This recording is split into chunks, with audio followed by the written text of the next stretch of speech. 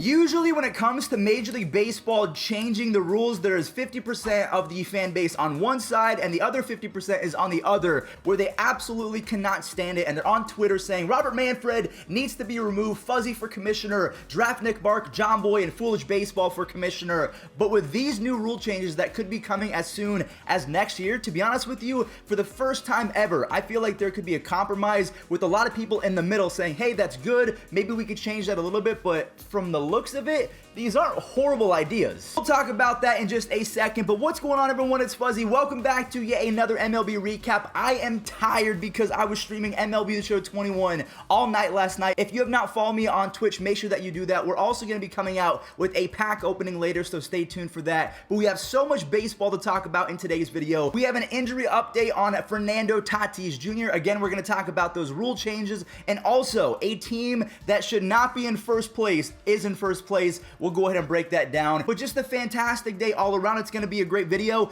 Thank you all so much for watching, and without further ado, let's start talking baseball. This is music to my ears. Fernando Tatis Jr. will be in the lineup today. Everyone and their mother has been patiently waiting for this series. We have the Padres going up against the Dodgers, and Tatis, Mr. Nando, will be in that lineup, so that is amazing news. As soon as MLB The Show 21 comes out, Tatis is back in the lineup. You love to see it. Now, staying with the Padres, they actually got a W against the mighty Pirates yesterday. I know, who would have thought the Pirates are just so good and otherworldly in 2021. Mitch Keller unfortunately had a start to forget as he gave up 7 earned runs in the first 3 innings as the 3 through 5 spot of the Padres. I think that's Jake Cronenworth, Eric Hosmer, and Manny Machado. That was out of order, but you know what I mean. They drive in 6 of those runs as Chris Paddock puts up a big time start. That was a huge W for him, not only for his statistics, but also for his confidence, because he has not been good over the last 365 days. He went 5 innings, only allowed 1 earned run. And again, now that Fernando Tatis Jr. is coming back to that lineup, I really expect the Padres to be much better going forward, and this Dodgers versus Padres series, it's going to be must-watch TV. Speaking of must-see TV, this Braves versus Marlin series has been electric thus far. The Marlins put up a 3 spot off Ian Anderson in the first 4 innings, and Trevor Rogers of the Marlins was dealing for a 2nd consecutive start until guess what happened? You guessed it, Ronald Acuña Jr. happened with his 7th home run of the season already. He is currently on pace to have 60 home runs and 30 stolen bases. That has never been done before. I mean, if he can get there, he is going to win MVP. Pablo Sandoval has turned into the best pinch hitter in all of baseball, and Adam Duvall, he is making his former team pay. A few days ago, he had 2 home runs and 7 RBIs in 1 game, and then yesterday he delivered a clutch RBI. But the Braves, they showed some dog with a 9th inning comeback. Freddie Freeman had one of the best at-bats I've ever seen. I believe it went 9 to 11 pitches, just fouling off everything, as the Braves do secure a W 7-6. So good for them, because Adam Duvall was about to be the Braves killer for the 2nd time in the last few days. Yeah, that wouldn't have been fun. So before we talk about the 2 brand new rules that could be coming to Major League Baseball as soon as next year, I want to break down the Dodgers game, because the Dodgers won by a score of 7-5, but the game actually, I thought, was in the Rockies' favor up until Justin Turner decided to wake up the Dodger bats. He hits a 3-run home run, and then Max Muncy adds a 2nd 3-run home run later in the game. David Price comes in to nail down the save as the Dodgers improve to 11-2. So the reason why I wanted to talk about this game after the Braves game is we saw that Ronald Acuña Jr. hit home run number 7. Ryan McMahon has come out of nowhere. He now has 6 bombs on the season. A lot of people have been saying that Ryan McMahon's swing is going to translate to a lot of success, and I didn't really see it. I knew that he was going to be good, but he is swinging the bat like an elite hitter, and I fully expect him to keep on going, because honestly, Charlie Blackmon's good and Trevor Story's really good, but McMahon, he can be the sneaky dark horse, not MVP caliber player, but he might win a Silver Slugger. All right, so let's go over these 2 new rules that are coming to the Atlanta League of Professional Baseball. So they are going to test them out, see how it goes, and then if everything goes to Robert Manfred's plan, they will be implemented in MLB as soon as 2022, maybe even 2023. First and foremost, we have the double hook, so hear me out. I'm going to try and explain it as best as possible. So the universal DH will be a thing in both leagues, okay? But the compromise will be as soon as the starting pitcher leaves the game, that is when the DH goes away. So let's say that Zach Gallen is going 7 innings. He has a DH for all of those 7 innings. Even though he's in the National League, he has a DH for 7 innings. And as soon as they take him out, let's say that Zach Gallen comes in 3rd in the order, Zach Gallen no longer has a DH. They will have to use a pinch hitter, or they will have to let that relief pitcher, whoever took over the game for Zach Gallen, they will have to hit or again use a pinch hitter. A lot of people are saying that this is fine. It's a good compromise because it gives an opportunity for starting pitchers to actually do what they're best at, and that is start games and incentivize going 6-7 innings, because honestly, when you're in the 7th inning and you're dealing but you're losing, Trevor Bauer is not going to hit because they need some offense. So this really incentivizes that. I don't know if I absolutely love this rule or if I just kind of like it. To me, it really is a down the middle. You have the universal DH, but you have strategy towards the end of the game. I'm perfectly okay with that.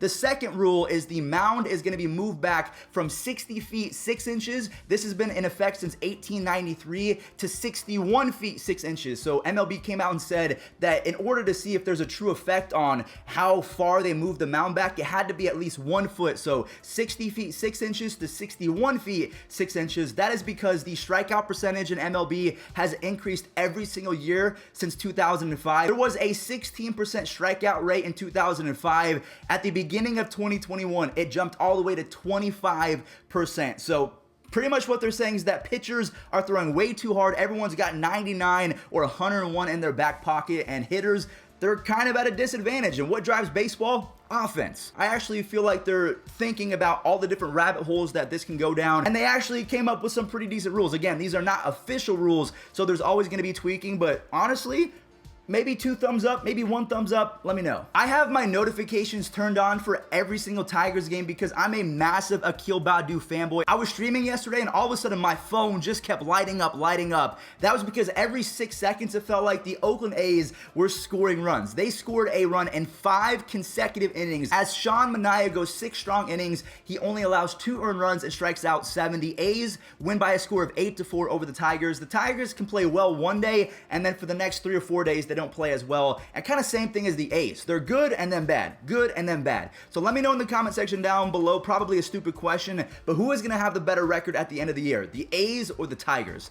Probably the A's. I love this nickname, 2-Hit Whip, because Whip Merrifield is always getting 2 base hits, 3 base hits, 4 base hits. They go into the 7th inning winning by a score of 7-4, but then Vladimir Guerrero Jr. hits a 450-foot moonshot. He is trying to win MVP this year. He is not holding anything back, but if we fast forward to the 9th inning, Vlad Jr. is up yet again, but he strikes out as the Blue Jays go 2-11 with runners in scoring position. Now with this 7-5 victory, the Royals are in first place in the American League Central. I knew that they were going to be better, but to be first place after 2 weeks, golf clap. Another team that I did not expect to be in first place 2 weeks into the season, the Seattle Mariners. They swept the Orioles in their doubleheader yesterday. Matt Harvey was up to 97 miles an hour for the Orioles, which is awesome to hear, but the Orioles do fall to the Mariners as the offense puts up 4 in the 5th and 6th innings, with Mitch Haniger and Crawford driving the offense. And then in the second game, Dylan Moore homers as well as Mitch Haniger. Mitch Haniger becomes the 4th player in Seattle history to have a home run in each of the doubleheader games.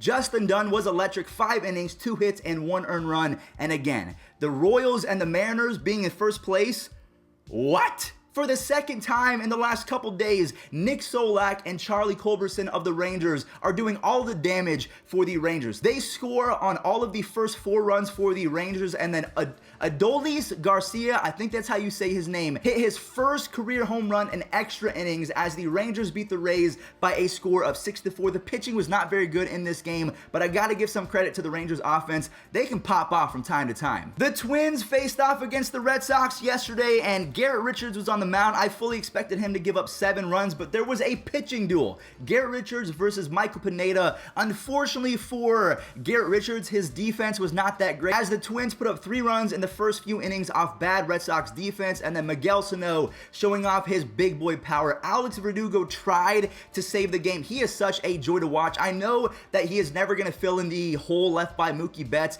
but he is not a slouch. He is really good at the game of baseball. He's a star. Maybe not a superstar, but he is a bona fide stud. Unfortunately, his efforts are not enough as Adam Ottavino gives up the walk-off base hit to Max Kepler. Good for Max Kepler. Kind of had a rough start to 2021. Look for him to get hot. The Cleveland baseball team did not get no hit yesterday. Thank you, baseball gods. They beat the White Sox by a score of 4-2 as Aaron Savali was insane. 6 innings, 1 earned run. Only one time in 12 games has a Cleveland starting pitcher given up more than 4 earned runs. So they have been really, really consistent, and that is going to be the strong suit of the Cleveland team going forward. Just pitching on top of pitching. Savali's new changeup has been the difference, and then we saw J-Ram, who has been struggling, hit a 2-run home run, and then Cleveland tacked on 2 more runs to end the game. So good for them. I truly believe that Cleveland can be a sneaky team just because that starting pitching is so good and that offense can erupt every now and then. Ahmed Rosario's decent, Josh Naylor's decent, but dude, they got to get Jake Bauers off the squad. He is not good. And then finally, the Diamondbacks scored 11 runs against the Nationals. The Nationals are playing horribly to start 2021.